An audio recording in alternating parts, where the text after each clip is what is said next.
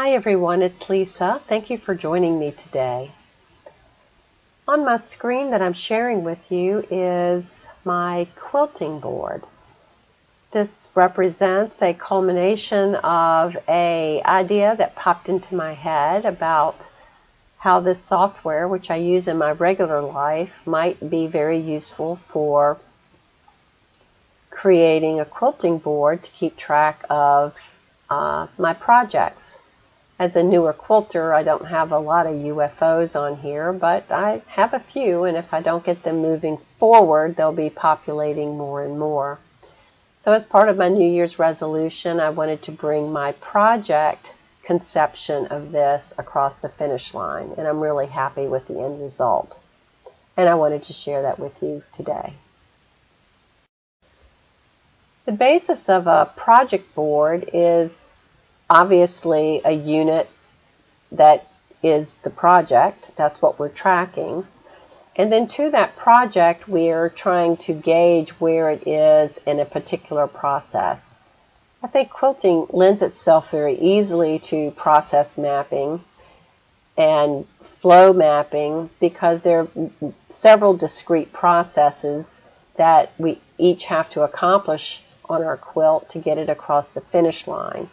And as we know, because these are discrete, we can do one process, and then it can wait in flux for a very long time until we pick it up again. So the idea here is visually to look at your entire board and know where all of your projects are along the continuum of your quilting process. As I conceived it for myself, and the beauty of this software is that you can craft it however it makes sense for you.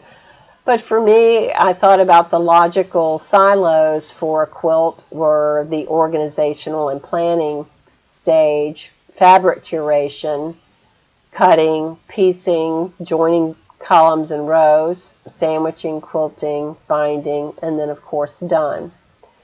But in addition to a particular quilt, I think that it makes sense to think of other complementary things that go along with what we're doing, and that is thinking about having a quilt inventory.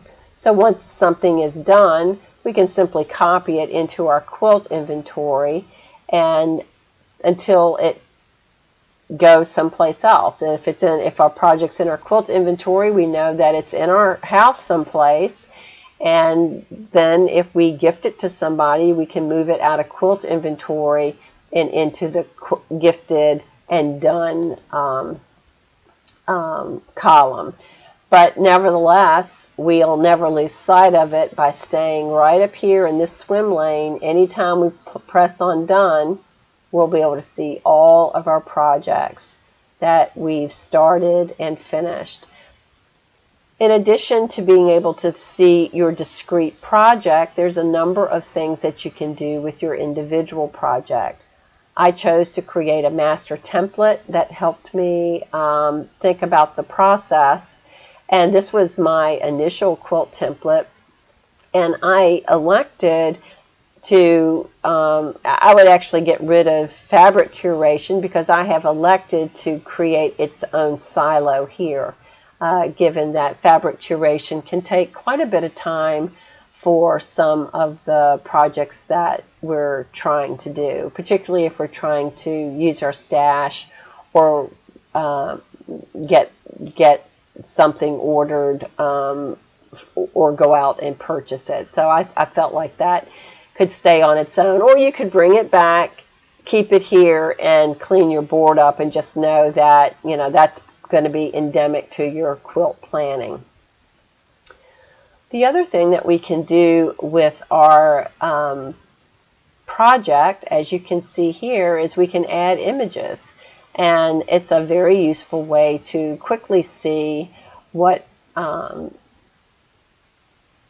project looks like without having to kind of wonder. A picture's worth 1,000 words, and it's no different than it is here. Additionally, you can get as granular as you like for some of these quilts. For example, if you've got a quilt that has many, many different blocks and you're going to tackle them separately, you can create a block A, block B, block C, and tether them to the mother project, if you will, because the mother project will have these as dependencies. And that will, again, allow you to more discreetly focus your efforts on getting your quilt done by forcing your unit of measure for your project lower to the block level. Another thing that you can do is invite members into a board if you're working with a quilt guild, doing charity blocks, doing a block of the month with other participants who have contributions to whatever it is that you're doing. You can invite people to come in to the board.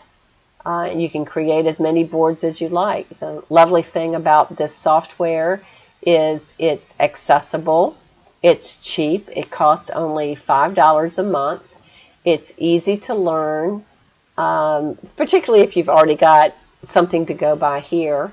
You could always refer to this video and ask me questions below if you're trying to adopt this for your own use. But once you have something set up, you can use it and make it your own, frankly.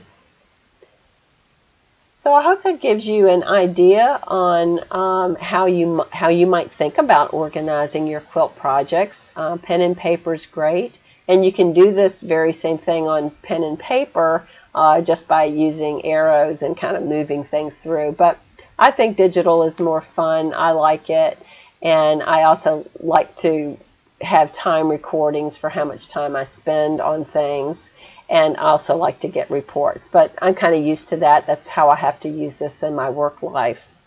But you can do it too if you want to start a timer for when you're working. You can do that. Another thing you can do is create a very discrete project called Tidy Up, or your various tasks needed for your work in projects.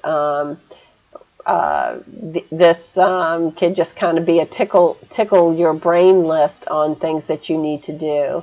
If you need to spend 20 minutes tidying up, just click on the Tidy Up and start your stopwatch. And do whatever needful things that you need to get done and move on to the next task. But the beauty of the board is simply you can look at where you're getting congestion on the board, and you can focus the next minutes that you have available to the most needful things that are prioritized on your board.